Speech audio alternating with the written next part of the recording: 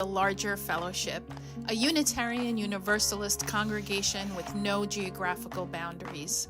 We believe in cultivating curiosity and transformation that is rooted in profound love. The COVID-19 pandemic has irrevocably shaped how connections are formed in congregations across the United States and the world. The Church of the Larger Fellowship is committed to being a resource within Unitarian Universalism and beyond. From worship to covenant groups, from classes to pastoral care, and from our monthly magazine Quest to our online community hub and our letter writing ministry, we have found ways to build connection and community even through the screen. We have been a model for ministry on the margins, providing services for isolated Unitarian Universalists, becoming a spiritual lifeline for our members in prison.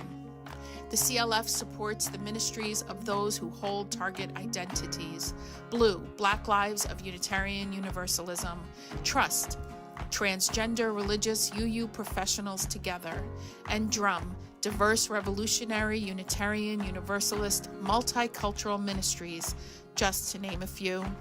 We know better than anyone how deep and meaningful connections can be formed, even from a distance. Unitarian Universalists have faced many challenges in these times, and we continue to persevere and fight for justice and equity for all people, especially during moments of crisis. We are proud to be a leader in this faith movement, and we invite you to get involved in our ministry. We strive to be a place where anyone from anywhere can find spiritual refuge anytime they need it. Welcome to the Church of the Larger Fellowship.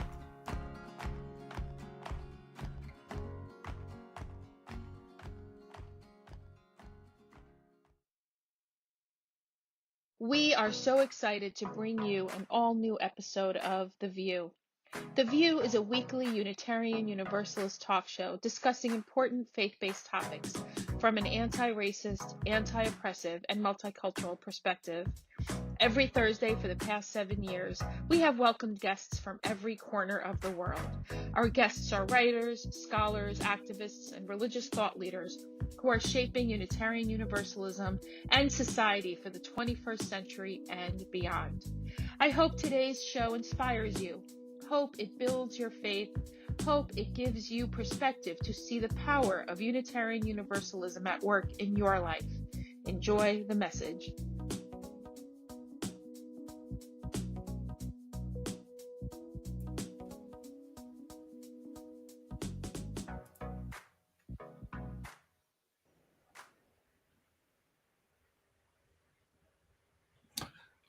Greetings. Welcome to another episode of Voices of Unitarian Universalism, which we like to call The View, VUU.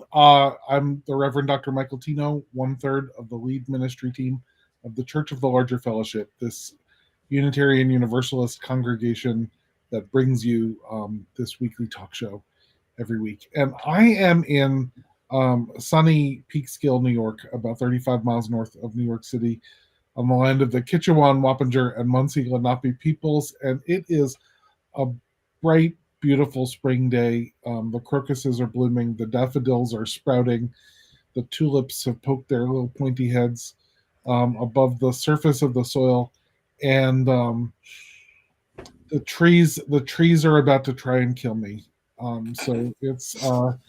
So I'm pumping my body full of Flonase in preparation for public tree sex that tries to kill me, and it's all good. DC Fortune, how are you today? I am well. Good morning, good afternoon, good wherever it is that you are.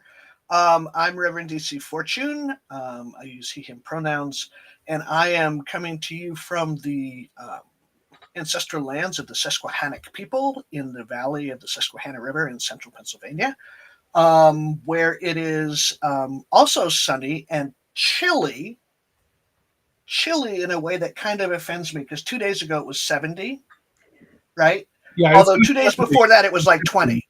So, it's 50 is spring, like right, yeah.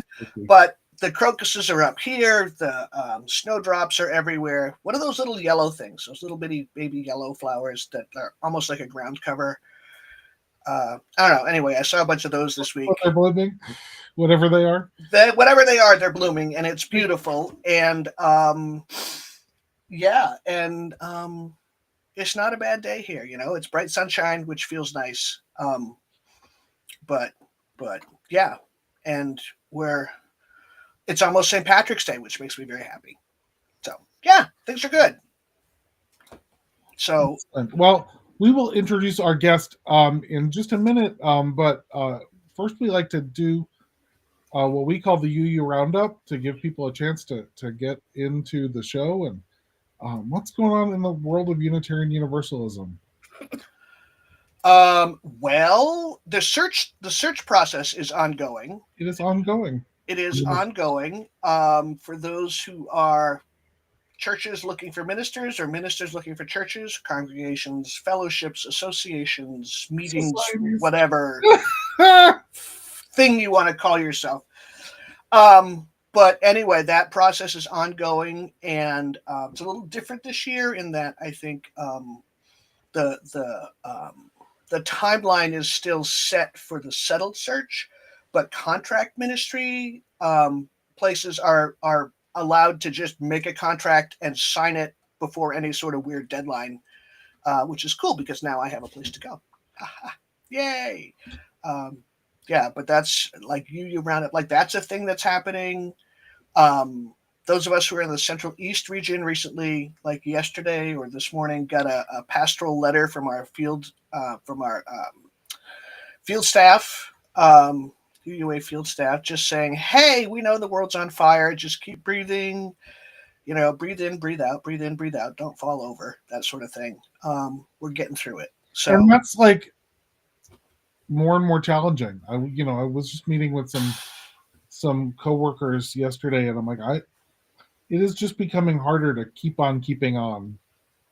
What is happening out there, and I don't know what else to do but keep on. That's the strategy. That's the strategy. So you dropped a little hint here that you have somewhere to go. Is that like yes? And can yes. we celebrate it? Yes. Oh, I can say that. I can say this. I this weekend was up in Auburn, Maine, at the First Universalist Church of Auburn, Unitarian Universalist, where we signed a contract. I will be their minister for at least the next 2 years. And it's a fantastic community. It's a great little spot. It's in a historically Universalist building.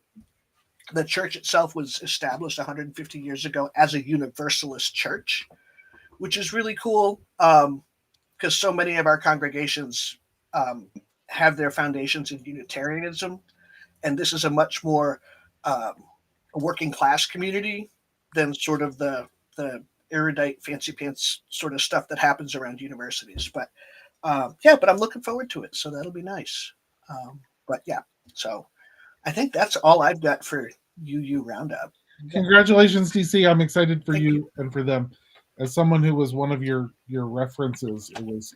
Oh my God, you wrote the sweetest things. It was fun to be able to say to someone, DC is a working class New Englander. I think you get what that means. Yes. Right? And they were like, "Oh yeah, we get what that means. Thank you." Yes. Yeah. Like I grew up in New York City, and so when I was called to a congregation 30 miles north of New York City, it was like, "Oh, Michael is a New Yorker. I think you get what that means." And they were like, "Yep, right. Yes, exactly." And honestly, it'll be nice to. This isn't going home for me. This is. It'll be the first place I've been in almost 14 years where I won't have to learn a new culture. I won't have to learn new grocery stores. I won't have to learn new cuisine. I won't have to learn new idioms. I won't have to learn new communication styles. It'll be nice. Nobody will make fun of my accent. And you'll have all the moxie you can drink. Oh God, that shit's not real. Moxie is like, as far as I can tell, it is the precursor to Red Bull. It is like carbonated cough syrup. It's nasty. Nasty. But yeah, no, I know. And yet, And folks I got bring a up a sister who name loves it. swear by I it. got a sister who loves it. And I'm just like, no, it's like it'll take the rust off a lawnmower blade if you need it to. But See, I'm not it's drinking good for something. It's good for something. De-rusting your metal. Right. So, do you want to introduce our guest while they're I would love to. laughing at us? I would love to, yes. So this is weird because this is the first time Sassafras Patterdale and I have actually met. We have like crossed paths at various bookstores and things and events and stuff for the better part of 10, 15 years, something like that. Yeah, it's been a while. Yeah. So Sassafras Patterdale, formerly known as Lowry, is a celebrated author whose queer books include Kicked Out, Roving Pack, A Little Queer Miss Carol, and Lost Boy. They've all been honored by the American Library Association, the Lambda Literary Foundation, and the International Leather Association Writing Awards. Sassafras' work regularly appears in leading magazines and publications, and Sassafras has taught queer storytelling workshops at colleges, conferences, bookstores, festivals, and squats from Atlanta to Berlin, from New York City to Oakland to Amsterdam. And the film rights, this is very cool, the film rights to Sassafras' queer leather novel Lost Boy were recently optioned. I want to know more about that. After many years in New York City, Sassafras now lives behind the tofu curtain out there in Portland, Oregon, where they write and live with their dogs and train dogs and win lots of ribbons. So Sassafras, welcome to the show. Thank Great you to see you. For having me. Yes, absolutely. This is so exciting. Like I said, I mean, I want to say, I think we first were connected through Laura Antonou. That would make sense. Yeah. Right. As mutual friends on Facebook. And we did the whole like, you're interesting. You're weird. I think I like you. And like we were friends. But then again, like I said, we spent the last 10, 15 years like being like, oh, I was just there. Shit. Yes. Yeah.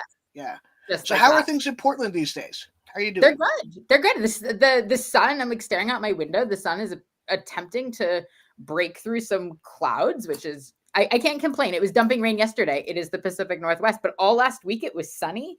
I don't know. It confusing, like blue skies, sunny with little puffy clouds, not like dumping rain. I don't know. It is they must have realized there weren't that many tourists, so the sun could come out. It's true. It's true. No, it's beautiful. The crocus are blooming, the daffodils are blooming. It is like full on spring effect here in Portland. Wow. Awesome.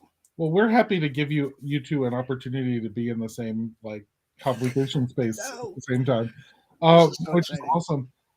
And so DC wants to know more about the film rights to Lost Boy. Yeah, tell me about that. Since I called the episode Lost Boy after your perhaps most famous book, could you tell us a little bit about that book first, and then the film rights to it? I don't know. We have a growing number of live viewers and people on the podcast who might or might not be familiar with your work, and they should be if they're not. All right. Absolutely. So Lost Boy is probably the novel that I'm best known for, and it came out in this feels weird. It came out in 2015, which feels like an incredibly long time ago, because somehow it is. From Arsenal Pulp Press, which is an incredible Canadian publisher. They did a beautiful job on the book, and it is a queer and leather kinky retelling of Peter Pan, set within communities of like various queer communities and queer punk communities. And it was a Lambda Literary finalist for transgender fiction. It was a very different time and place. It was a Lambda Literary Books in Schools book, and it was taught in like some queer teach-ins for like in New York City public high schools. And it is probably what I'm best known for. But last year and a half ago, I guess, the film rights were optioned for the book. So there is a amazing queer filmmaker small team that wants to turn the novel into a movie. That's awesome. Yeah, that's fantastic. That is excellent. Well, we hope that goes forward. I know my brother is a screenwriter, and so like I know all of the speed bumps that lie ahead, but you're over a large one. It's a whole process. It's been an interesting process. I mean, like I said, the book released in 2015, and there were a number of inquiries over the years of people wanting to make a TV series, wanting to make a film, and we got to various levels of seriousness in those conversations, and then it would fizzle out. And so definitely like the film rights being optioned of like they own them, they can turn it into a film now felt like a massive hurdle to get over. But yeah, it is a whole other world that as an author, I'm like, ooh, tell me more. I'm gonna sit here, tell me more. What does this look like? Amazing. Wow. I have no idea. Wow. That's exciting. Now, it seems like, and I don't know, but it seems like lately your writings mostly seem to be in dog books, in dog magazines and stuff. Is that right or wrong? Yes and no. So Okay. I think yes and no. I think it's been really interesting in the last, I don't know, 10 years. My writing career has kind of gone two directions that if somebody who was far more strategic than I would have probably written one of those directions under a pen name, but it's me and I'm a chaos gremlin. And so I did not. And somehow that has not hurt me yet. But yeah, so in addition to writing lots of queer books and queer things, I'm also a dog trainer and I've been involved in dog sports for a really long time. And so I also write a lot about dogs, and I write a lot about dogs in very mainstream places. So a lot of people sort of know my work. I do a lot of work with the American Kennel Club, and I've written for the New York Times and Wired and things like that. So I read Apartment Therapy. So I write a lot of dog things in those worlds. And it's a big part of the work that I do while I'm also doing queer work. And I would say definitely in the last year and change, I feel like I'm able to bring back a lot of the queer work that I want to be doing and sort of having both sides of my career happening at the same time. But yeah, I do a lot of dog writing. I do a lot of dog work.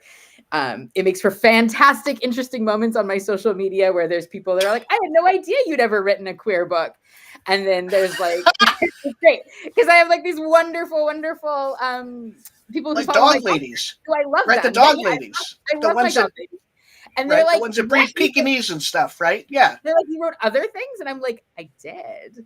And so it makes for amazing conversations because then I have lots of folks who have followed my queer work for like the better part of 20 years who are like, your dog's cool. Your dog's cute. Can you write me like a trans story now? And I'm like, yeah, I can do that too. I can do that too. Yes. And I watch like on Facebook. I love when you post the videos of you and the dogs. Like that's just honestly, that's like what is healing my soul these days is when friends post pictures and videos of, look, here's my cat asleep. Look, here's my dog doing something silly. Yes. And you've managed to train a terrier. So that's just otherworldly stuff. I mean, spoiler, the terrier might be getting ready to do, it's the most advanced trick dog title. We do a lot of trick dog is sort of my specialty. We do a lot of things. She's getting ready to do her most advanced trick dog title, which is a routine.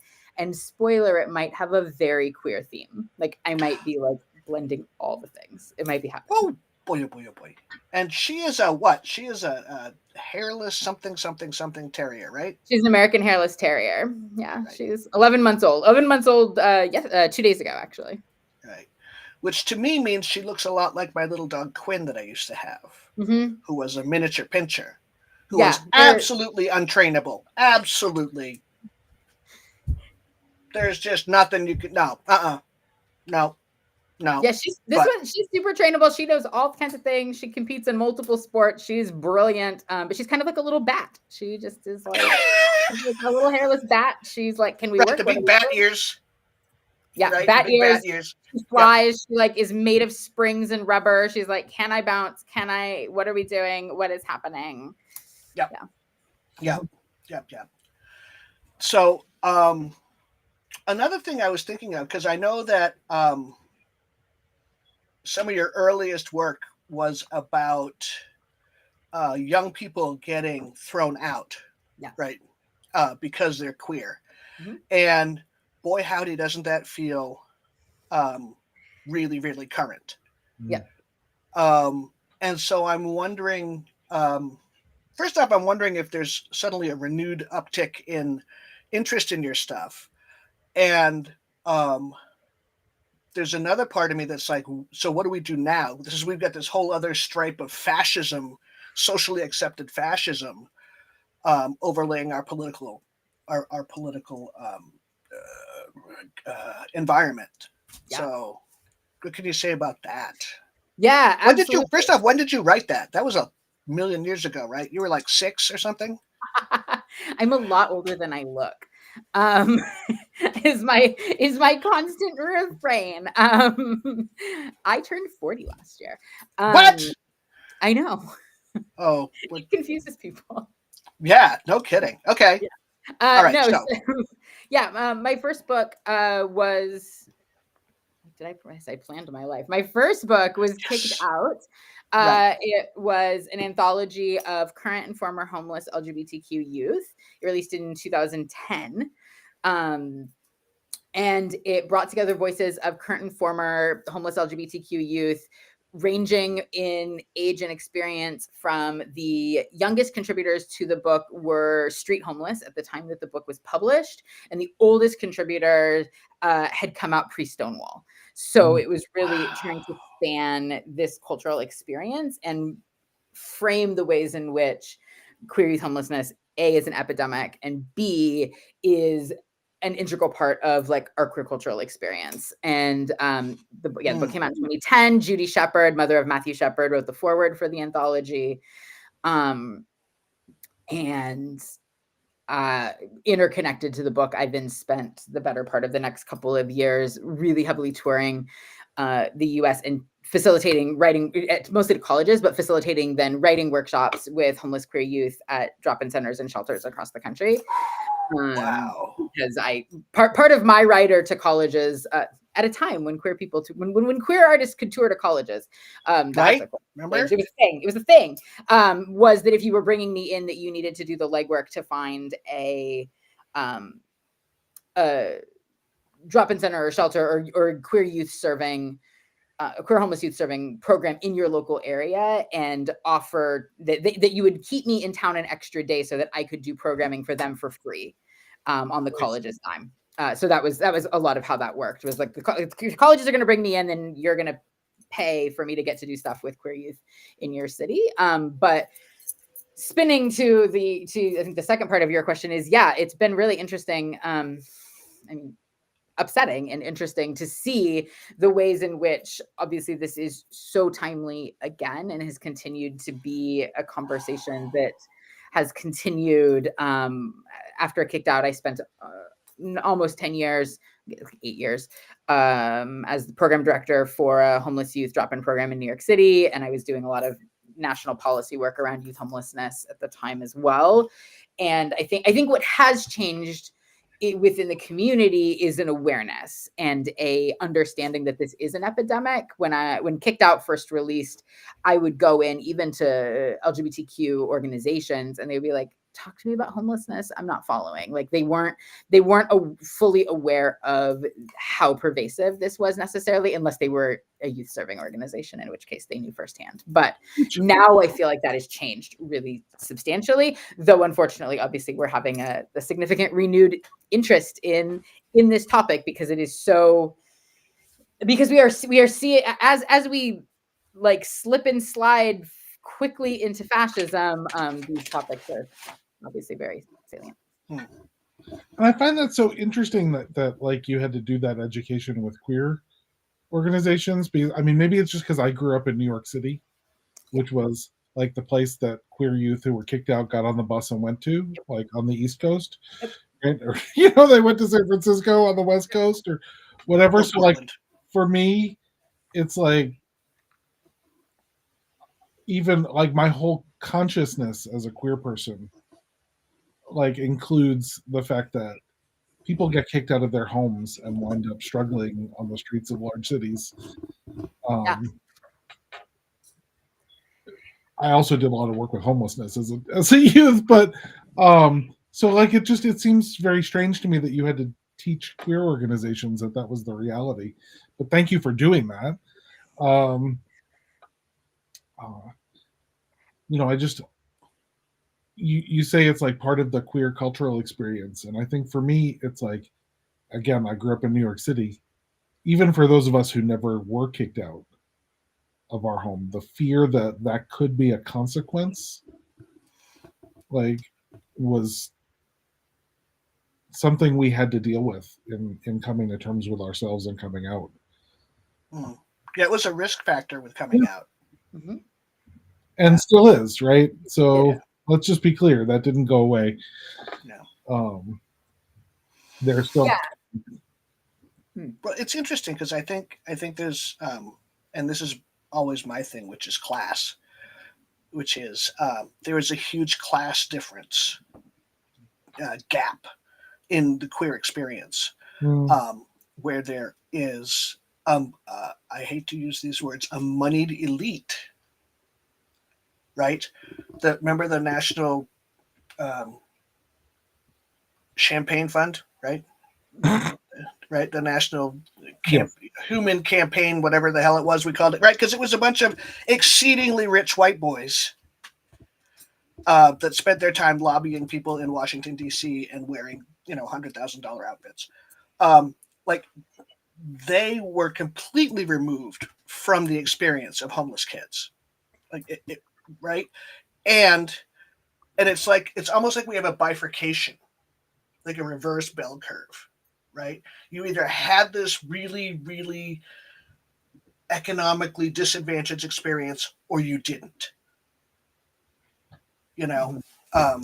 but you're thinking, go ahead, say that. No, you're not wrong. Like, I think you're not wrong when we're thinking about sort of like policy work within sort of like LGBTQ movement. And I think that has gotten better, honestly, in the last 20 years, watching it and experiencing it. I think one of the interesting things about queer youth homelessness and where a lot of the sort of awareness raising work has happened has been the ways in which that it has been in many ways this big equalizer, that it is happening across across race, across class, across geographic regions, that folks are being, that young LGBTQ people are being kicked out or cut off or, sort of whatever that experience, regardless of the socioeconomic background that they come from. I think sometimes where folks talk, one of the things that was really interesting for me when I was doing Kicked Out, or when I was, editing the anthology and it was coming together, was the way in which people felt many people I discovered felt a lot of shame about this experience, which was so different from the experience I had as a formerly homeless queer youth who came out in queer punk communities, and that it was just this named thing. It was just a fact. It was just a thing. But one thing that came up a lot when I was touring with the book is, I'd be doing a bookstore event and people would come up to me afterwards to get a copy signed or whatever. And they would be like, I was kicked out. Nobody knows. My partner doesn't know. Even people who work in the movement, like people like my coworkers, my colleagues don't know. I've never talked about it. And some of those people had repaired some amount of relationship with their families. Some of them hadn't. But the shame and stigma they felt around it became this piece where I was like, oh, this is statistically, we know, over 40% of homeless youth identify as LGBTQ, the prevalence of homelessness amongst LGBTQ youth of color and trans and non-binary is significantly higher. So we have some of the stats. We can talk about how the stats are underrepresenting, but what I hadn't fully appreciated was the stigma that people felt in a lot of pockets, and I think which goes to what you're saying, of queer culture, of feeling this deep sense of shame to be able to say that happened, even though we acknowledge that it's this fear that exists around coming out. My brain hurts. That's fair. Same. Same. I'm just it is the culture of victim blaming. That makes me want to hit things. And the public theology of shame, right? Let's call it out for what it is. I mean, I like to name harmful public theology as such. Now, see, I'm all in favor of the theology of shame when it is heaped upon those who do harm to others. Right. I'm cool with that. You threw your kid out at 12 years old. Oh, I want to put your picture on the paper, right? I want you on the should be internet. ashamed is fucked up. Huh? Who should be ashamed has been. Yeah, absolutely. Yeah. You who sit in the second row or the first row at church on Sunday.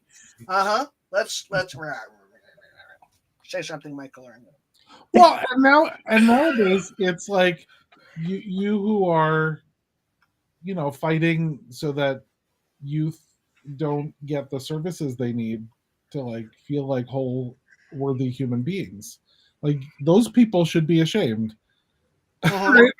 Absolutely. It's not the youth who need the services that should be ashamed. So, and I'm sure that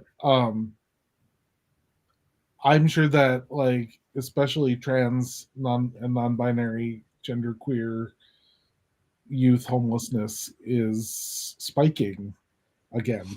Like I'm sure it never was absent, but are the numbers going up, or is our collective awareness being more heightened? I have not seen new numbers. I have not dug for them either. I think something that that is challenging about how we look at homelessness by the numbers broadly, like queer homelessness outside of the picture, and then like as we drill down further, is that there is not great research, there is not great funding, and we all know that's going to go even further around these numbers. We know that trans and non-binary and genderqueer youth are significantly overrepresented amongst homeless youth populations. They're significantly more likely to experience homelessness. We know this like by the numbers. We know this from service providers.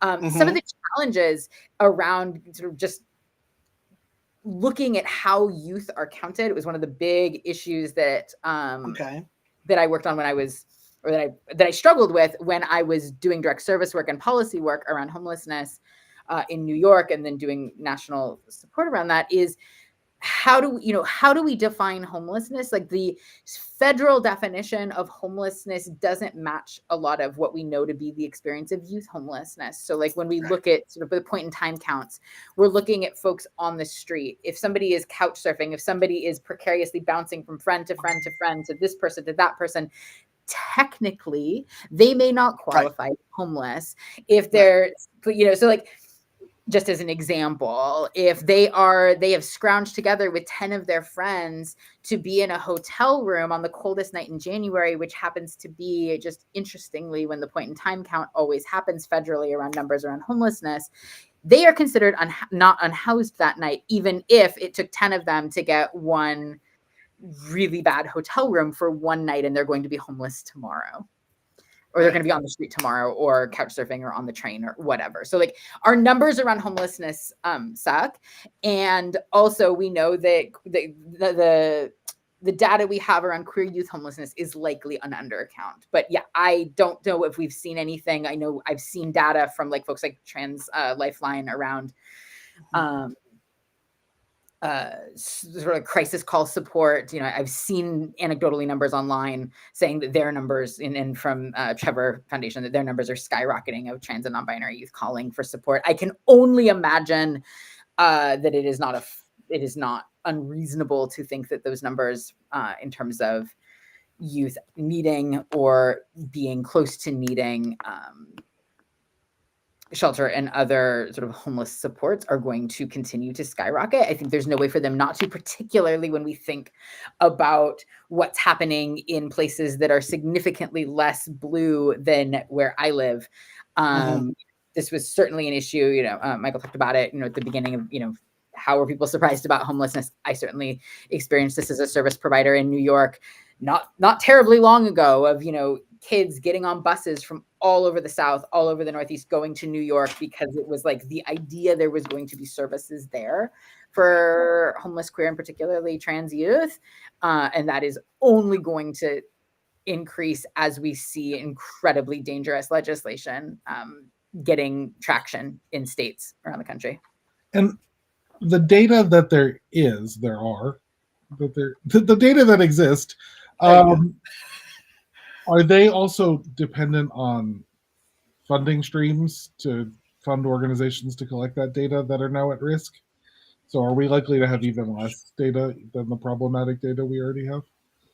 I would assume so. Yeah. Some of the best funding we have is through, or sorry, not funding. Sorry, some of the best data that we have has been through LGBTQ and homeless rights organizations. I'm not exactly sure where their back-end funding streams have been. I certainly know that, like, when I was a service provider and we were collecting data, like youth self-identification data, that was heavily based on federal funding to provide services and state level funding to provide services. I don't think it's a far stretch to say that we are going to have significantly less data and significantly less services. I mean, I can't even imagine what the landscape of service provision is going to look like as very, very needed federal programs start getting cut. I know that what you were talking about, like who qualifies as homeless, here in central Pennsylvania, like I live in horse and buggy Mennonite country, right? Yep. Not a lot of services for queer youth. Yep. Not a lot of services for trans youth, right? And trying to support a trans young adult who is experiencing housing insecurity,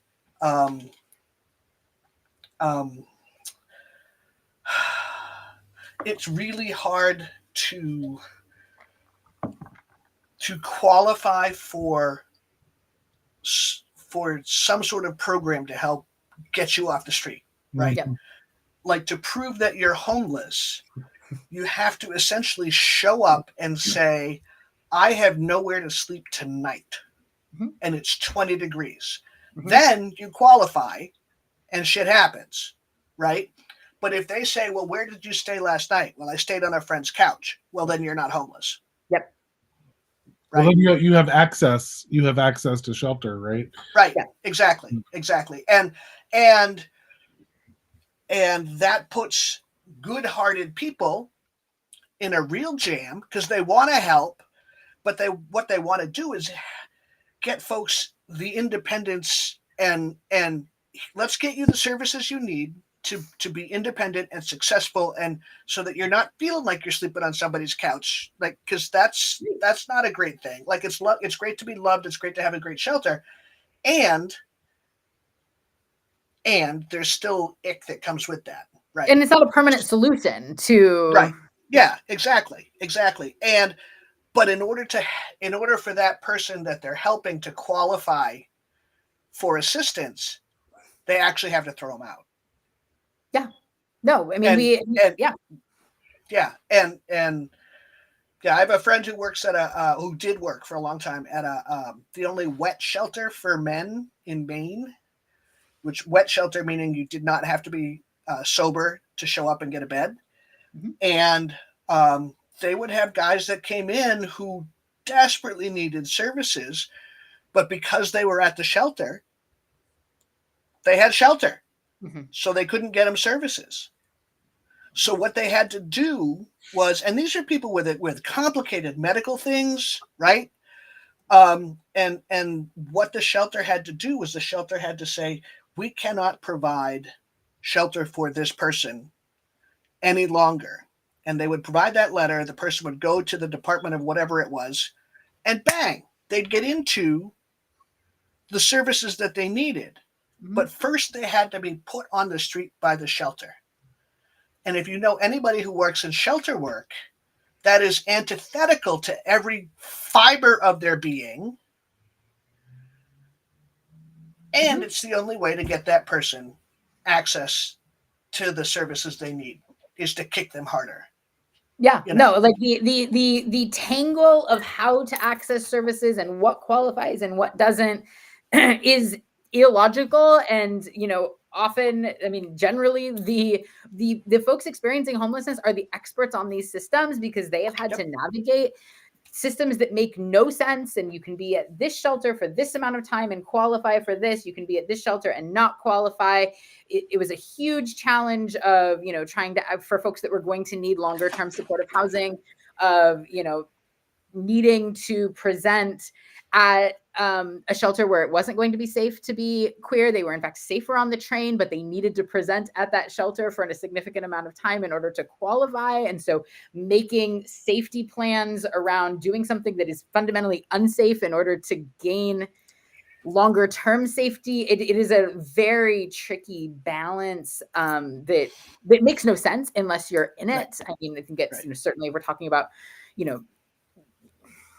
queer issues and the ways in which all of these issues intersect, and folks, it is very. And out here in the very rural parts of the world, there's not a lot of education within the service community in some places. Like, if you've got a young trans woman, are they going to be okay going to a women's shelter? And all of this is about to get incredibly murky in ways, even in the most progressive of places, around where their federal funding is and what can happen. I mean, the advocates, both service providers and people experiencing homelessness, advocated so strongly in places like New York City, who had, it wasn't always perfect. It didn't always work well, but legally, and there was sort of teeth behind the legality of that around shelter based on somebody's gender identity, regardless of what was on their ID, was something that was fought very hard for and enacted and works. And I have huge concerns about what that's going to look like moving forward in, across the country. Well, and when the laws, those legal teeth and state constitutions come into conflict with new federal policies that are not legal, that are written on a cocktail napkin. Right. Neither legal nor constitutional, but none of that actually fucking matters. Yeah. No, absolutely. Michael, 1242. DC pays close attention to when I drop the F-bomb. Well, no, just which one of us does it first? Oh, you think that was the first? I don't know. We're going to have to go to the videotape. I came close. I don't know that I actually said fuck. But I mean, I just, again, I'm in New York, right? We just passed a constitutional amendment, outlawing discrimination on the basis of gender identity, among other things. Right. No, New York's on it. New York is on it. And I think it's going to, but. So those laws now are backed by the constitution of the state. They're not even just like. Right. And I think I'm very curious, and I'm not a lawyer. I don't play one on the internet.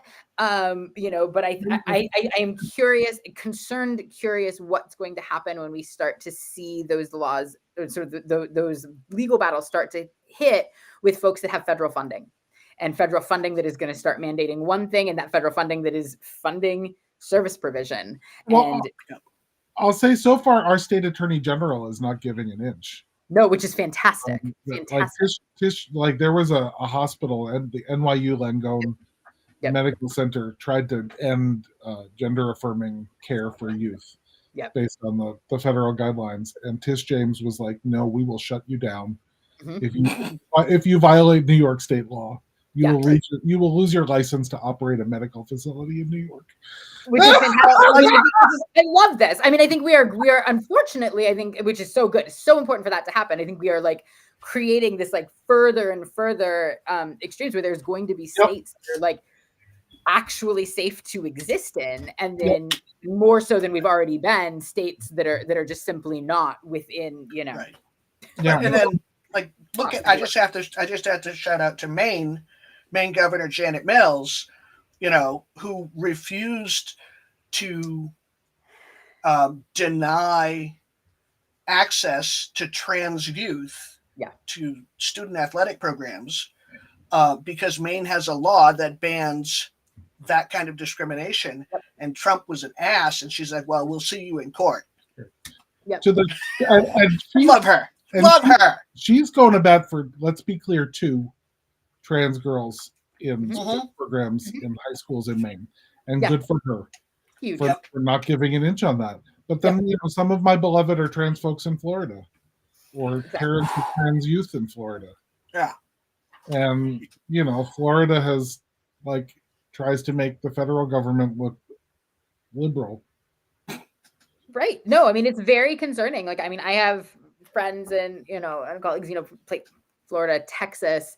I mean, the new law they're trying to pass in Texas that would make it I think it's a felony that it would, I was looking at it yesterday. This is where I'm blanking on the word, but of, to exist as a trans person, that it would be fraudulent to present identification that doesn't match your assigned birth certificate. Terrifying things. That's like the old dress codes in New York City in the Stonewall age, where I had a friend, a lesbian mentor 100 years ago, who talked about living in New York City, and at the time there was a rule that said if you didn't have 2 articles of clothing specific to your gender, then you could be arrested for fraud, for pretending to be something you're not. Yeah. And so the drag queens of that era would get a little sign that said, "I'm a boy," right?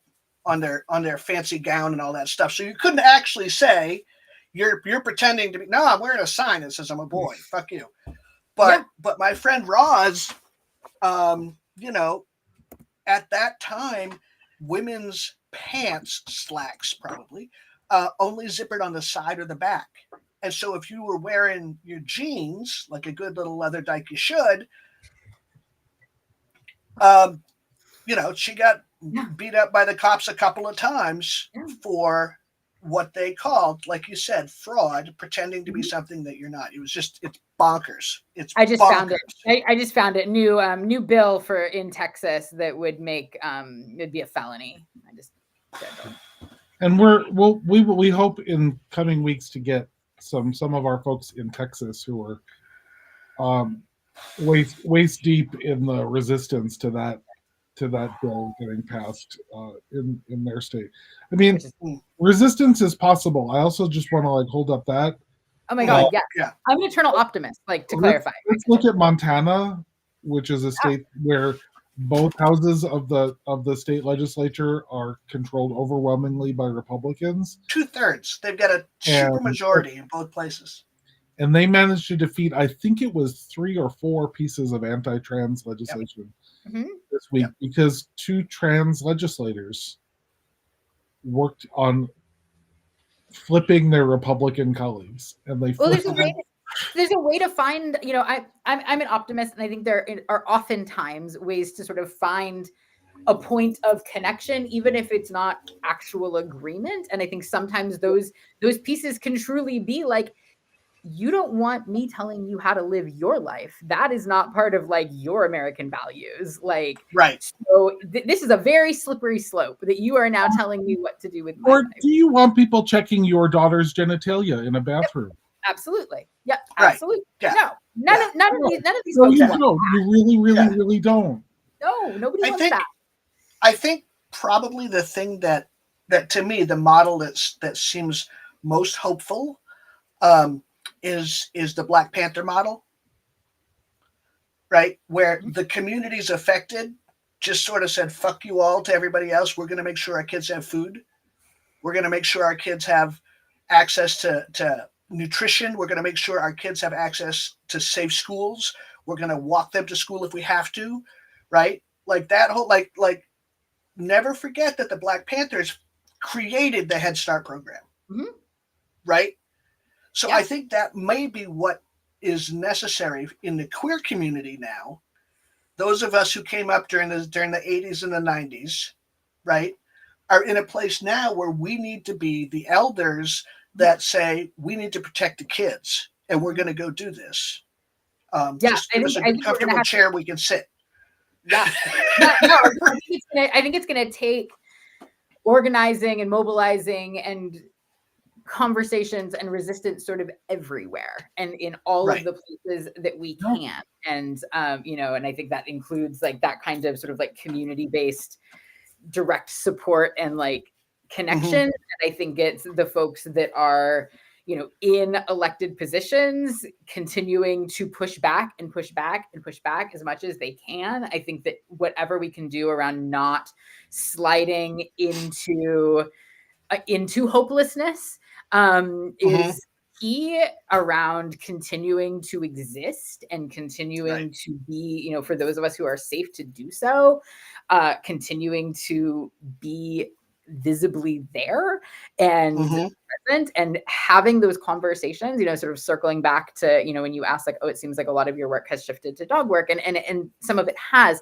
And something that's been really interesting in that feels connected in my mind has been some of the back channel conversations that I have on a regular basis. And sometimes that has looked like significantly, this is not a world that is known for being incredibly progressive. Right. And that's changing and it's shifting. 2 years ago, I was in Kentucky teaching like a LGBTQ cultural competency for dog trainers at a national conference, like, in Kentucky. And I was like, yes, like, let's have this conversation. Wow.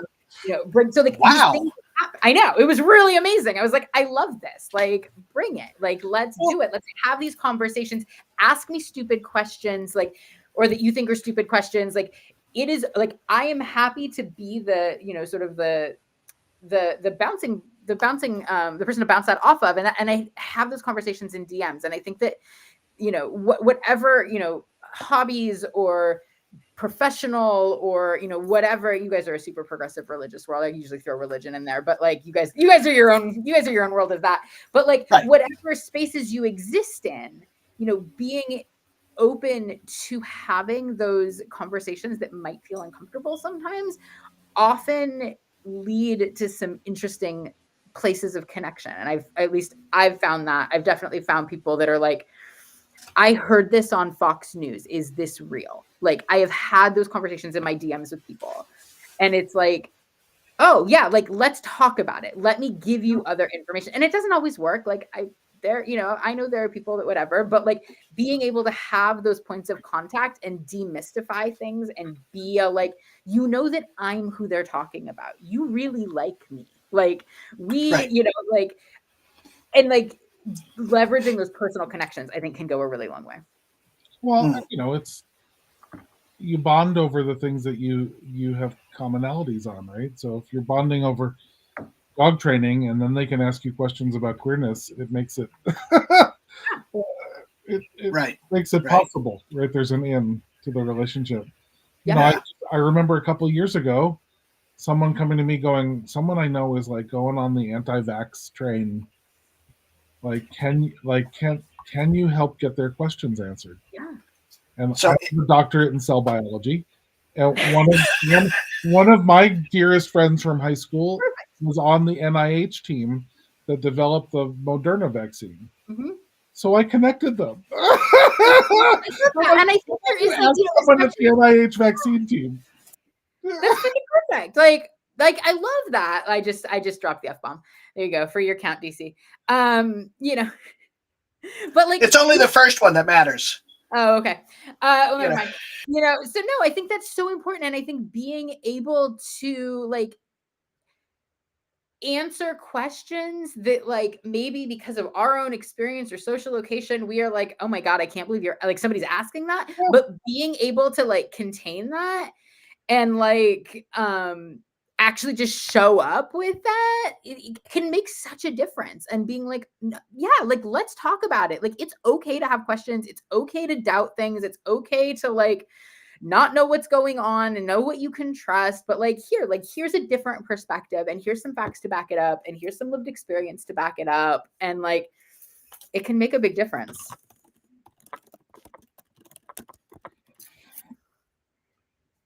Just realized I was sitting over here, grumbly, grumble. My mic was off. So holy cow, it's 12:55. This has gone so fast and so much fun. I wanna make sure that we give you a chance to answer the questions we didn't ask. The like, well, I mean, that's like I went on this thing and I was really hoping they'd ask me about this, but they never did. So no, we didn't. No, I'm great. This has been so fun. I am here for whatever you want me for. But no, I have. This has been super fun. Yeah. Oh, good. Are your dogs handy? Can we say hi? One of them is sleeping. This is Sirius. Sirius is sleeping. Can I wake up? Can I wake you up? Can I wake you up? Sirius is like, please don't. Sirius and I may have a soul connection right there. Don't. Right. She's like, it's just after breakfast. I timed my podcast situation while we did breakfast. They're down for nap time. The puppy is. I can grab the puppy. Do you want to see the puppy? Would you? Yeah. I want to see the puppy. Oh my God. This is ridiculous. This is the stuff that is keeping me sane. Puppies? Is the beautiful videos of animals being delightful and babies laughing. And look at that little dog. Here's Rodeo. She is Rodeo. Who's adorable. I was napping. Hi. Do you want to see? Yes. Rodeo looks a lot like Quinn did, didn't she? She like really the does. little fruit bat ears. Yeah. You want to see them? Yeah. I know you were taking a nap. They're excited to see you. Hi, Rodeo. What a great little dog. Oh my goodness.